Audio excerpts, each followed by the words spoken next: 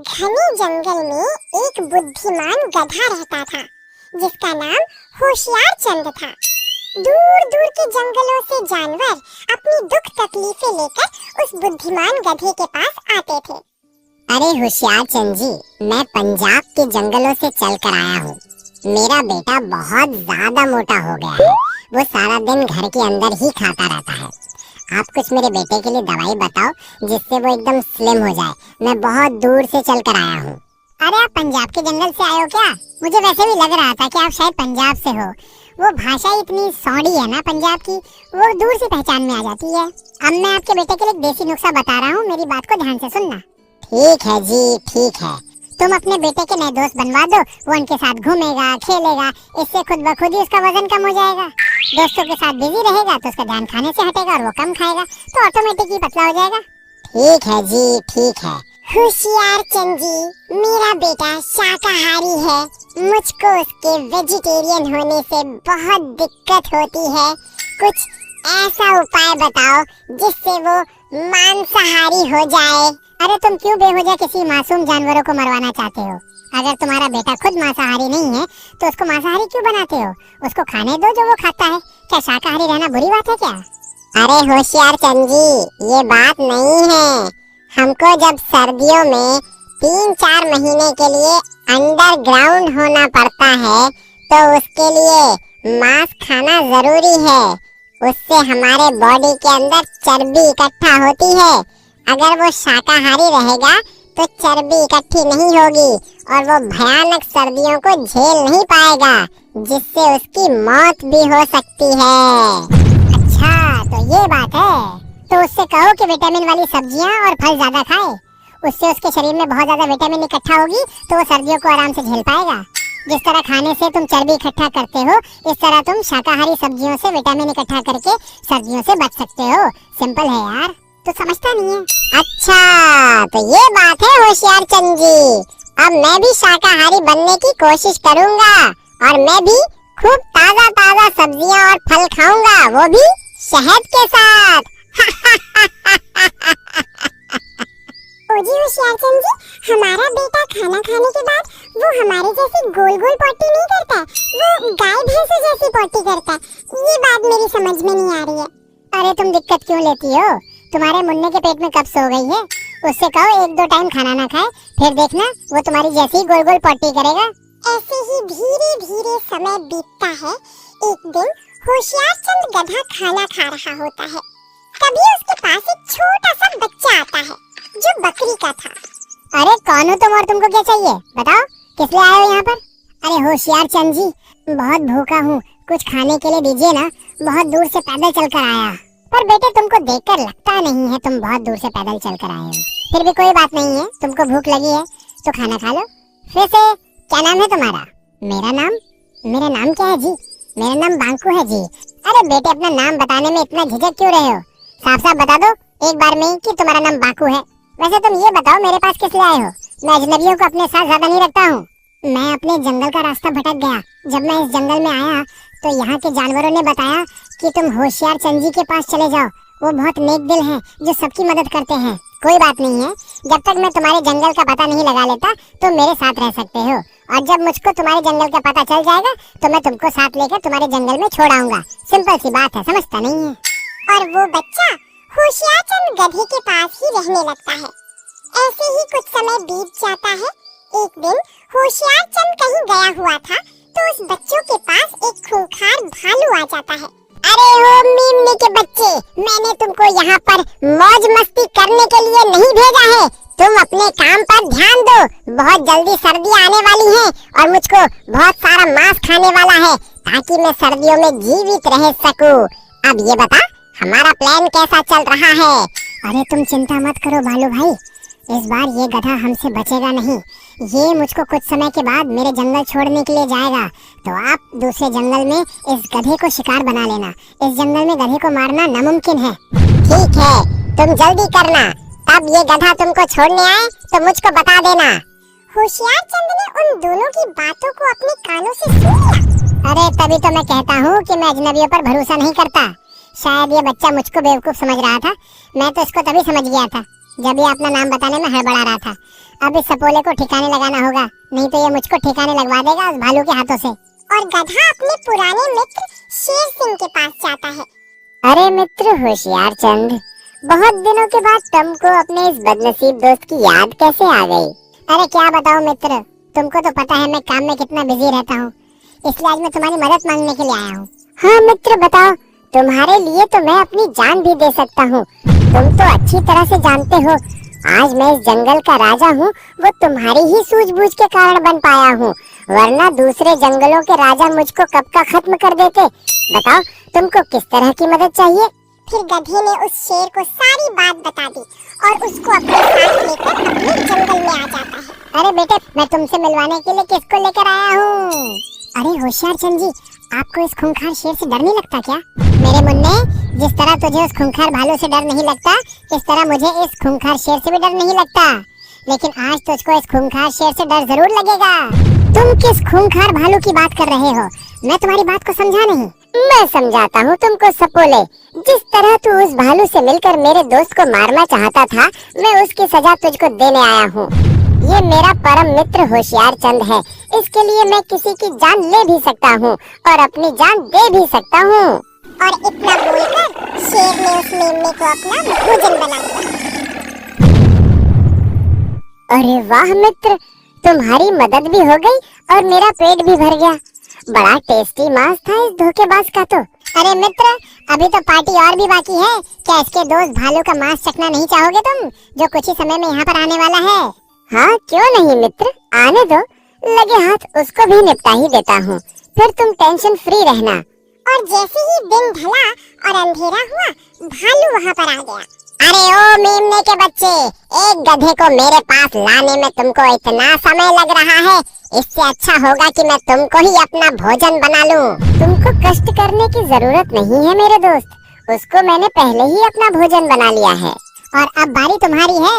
तुम अपने आप को बचा सको तो बचा लो। तुम क्या जानते हो, तुम्हारे और मेमने के घटिया प्लान के बारे में हमको नहीं पता। अरे मूर्ख, कुछ तो सोच समझ लेता कि हमारा नाम होशियार चंद ऐसे ही नहीं है। हमने पूरी दुनिया की होशियारी अपने कब्जे में ले रखी है और तू हमको ही अपना भोजन बनाने को चला था। शेरराज, इसको भी इसके परम मित्र मेमने के पास पहुंचा दो। गधे का हुक्म मिलते ही शेर ने उस भालू को भी ठिकाने लगा दिया। मित्र, अगर आज तुम नहीं आते तो मैं जीवित नहीं होता। तुम्हारा ये एहसान कैसे चुकाऊंगा मैं? कैसे नहीं आता मित्र, तुम बुलाओ और मैं नहीं आऊं, ऐसा कभी हो सकता है क्या? वैसे भी अजनबियों को पास रखना खतरे से खाली नहीं होता। बच्चों, किसी पर आंख बंद करके भरोसा करना अच्छी बात नहीं होती। जैसे ही जंगल में सूर्योदय हुआ, मुर्गे ने बांग लगाई तो गधे की नींद से आंख खुल गई। अरे वाह, आज तो बहुत जल्दी सुबह हो गई। दिन भर की थकान से पता ही नहीं चलता कब रात निकल गई। और जैसे ही गधा नहा धोकर सुबह सूर्य नमस्कार करने लगा, सूर्य देवाय नमः। हे सूर्य देव, हमारी पृथ्वी पर आज जो जीवन है उसमें आपकी बहुत बड़ी भूमिका है। अगर आप ना होते तो हमारी पृथ्वी पर जीवन असंभव था, इसीलिए हर रोज मैं आपको नमस्कार करने के लिए आता हूँ। और गधा प्रतिदिन की तरह सूर्य नमस्कार करके अपने घर की ओर जा रहा था। अरे आज तो मुझको बहुत जोरों की भूख लग रही है, अब मुझको और तेज जाना चाहिए। अगर मैं देर से गया तो मुझको काम पर जाने के लिए देर हो जाएगी। और गधा अपने घर आकर कुछ फल खाने वाला होता है, तभी उसको एक आवाज सुनाई दी। मैंने 2 दिन से कुछ नहीं खाया है, भगवान के लिए मुझे कुछ खाने के लिए दे दो। अब तो मुझसे एक कदम भी नहीं चला जा रहा। हाँ क्यों नहीं, तुम मेरे साथ बैठकर खाना खा लो, आ जाओ। अरे तुम्हारे आधे खाने से मेरा पेट नहीं भरने वाला, पर कोई बात नहीं है, मैं आगे मांग के खा लूंगी। तुम खाना खाने के लिए बैठे हो तो तुम अपना खाना खा लो, मैं किसी और के घर जाकर खा लूंगी। अच्छा तो फिर आप एक काम कीजिए, आप सारा खाना खा लीजिए, मैं आज भूखा रह लूंगा। वैसे भी मैंने कल शाम को भरपेट खाना खाया था। अब तो आ जाओ आप खाना खाने के लिए। इतना बोलकर उस दानवीर गधे ने अपने भोजन की थाली उस भूखी बकरी के सामने बढ़ा दी।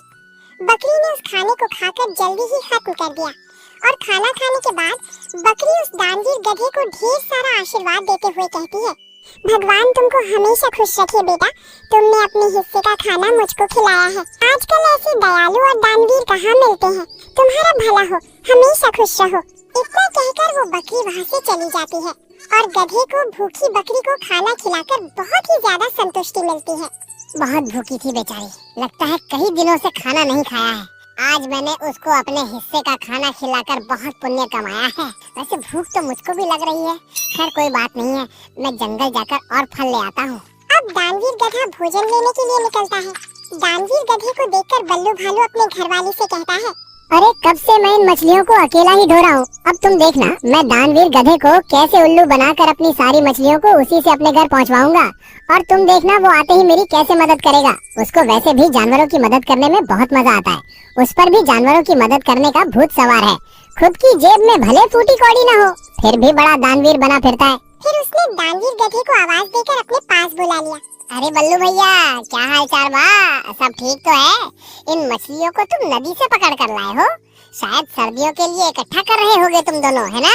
अरे हाँ, नदी से ही लेकर आ रहे हैं। पर क्या करूँ, अभी मेरी बात आराम मिल जाएगा और मेरा काम भी जल्दी हो जाएगा। इतना सोचकर बल्लू दानवीर गधे से अपनी सारी मछलियों को अपने पास रखवा लेता है। तुम्हारा धन्यवाद। अगर तुम न मिलते तो इनको ढोते ढोते मुझको शाम हो जाती। लेकिन गधा बहुत भूखा था, उसे बहुत तेज भूख भी लग रही थी और दानवीर गधा जंगल से कुछ फल लाकर उनको खाकर सो जाता है। अगली सुबह उसको किसी ने जोर से पुकारा, अरे दानवीर गधे, तुम यहाँ पर सो रहे हो? वहाँ पर तुमको तुम्हारे मित्र हाथी ने याद किया है। उनको बहुत तेज बुखार आ गया है और उनका सारा सामान वहीं पर बिखरा पड़ा है। तुम वहाँ पर जाओ और उनकी मदद करके आओ। और इतना सुनते ही गधा वहाँ से हाथी दोस्त की तरफ दौड़ लगाता है और वहाँ पर जाकर हाथी का सारा सामान ढो देता है। उसकी इस दरियादिली को देखकर सारे जानवर फैसला लेते हैं। कुछ भी कहो यार, दानवीर गधा है तो सच में दानवीर। अगर ऐसा दानवीर हमारे जंगल का राजा बन जाए तो जानवरों के मजे आ जाएं। अरे हाँ मुंटू हाथी, तुम बिल्कुल ठीक कह रहे हो। एक दिन मैं बहुत तेज भूख से तड़प रही थी तो उसके पास थोड़ा ही खाना था और उसने वो खाना मुझको खिला दिया। सच में बड़ा दानवीर है। हाँ, अगर दानवीर काका इस जंगल के राजा बन जाएंगे तो सारा जंगल सुखी रहेगा। तुमने देखा नहीं, वो राजा नहीं है तब भी लोगों की कितनी मदद करते हैं। अगर वो राजा बन जाएंगे तो सोचो, जानवरों को अपनी पलकों पर बिठा कर रखेंगे और सभी जानवर आपस में विचार करके इस बात से सहमत हो जाते हैं कि जंगल का राजा दानवीर को ही बनना चाहिए। और जब ये बात शेर तक पहुंचती है और शेर चल जाता है। अरे अब इस जंगल के इतने बुरे दिन आ गए कि इस जंगल का राजा एक गधे को बनाया जाएगा। ना तो उसकी बाजुओं में इतनी ताकत है कि वो बाहरी आक्रमणकारियों का सामना कर सके, और ना वो मुझसे जाना योग्य है जो उसको इस जंगल का राजा बनाया जा रहा है। शेर जानवरों की बातों से बहुत ज्यादा दुखी हो जाता है। अब वो ऐसा क्या करे कि गधे को राजा ना बनाया जा सके। अगले चुनाव में जंगल के लोग दानवीर गधे को राजा बना देते हैं और ऐसे ही कई दिन बीत जाते हैं।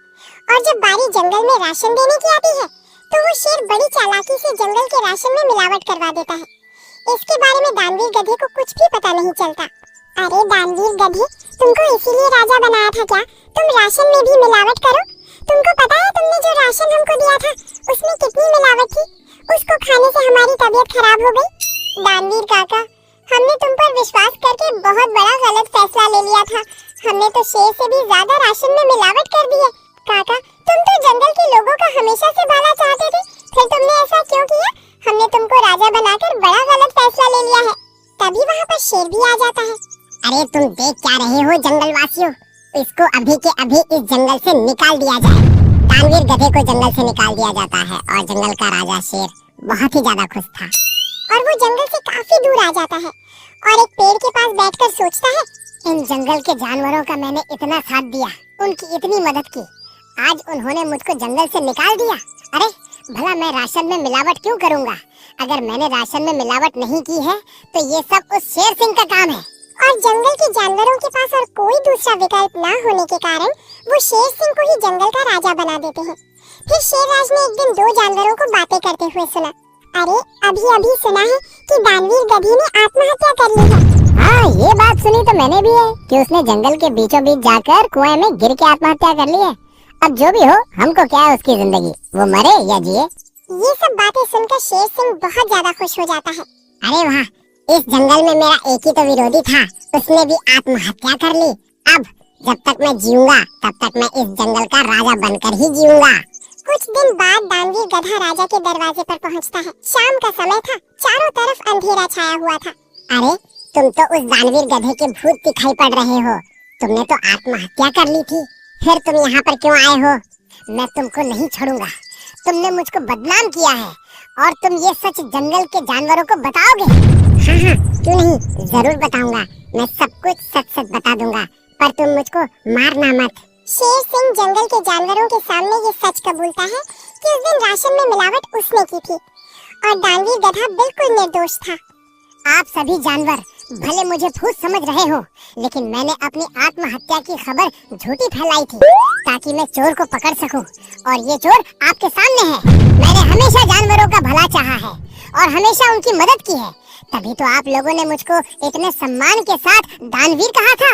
और उसी वक्त जंगल के जानवर शेर सिंह को जंगल से बाहर निकालकर दानवीर गधे को जंगल का राजा बना देते हैं और दानवीर गधे से माफी मांगते हैं कि उन्होंने शेर सिंह की बातों में आकर दानवीर को जंगल से निकाल दिया था।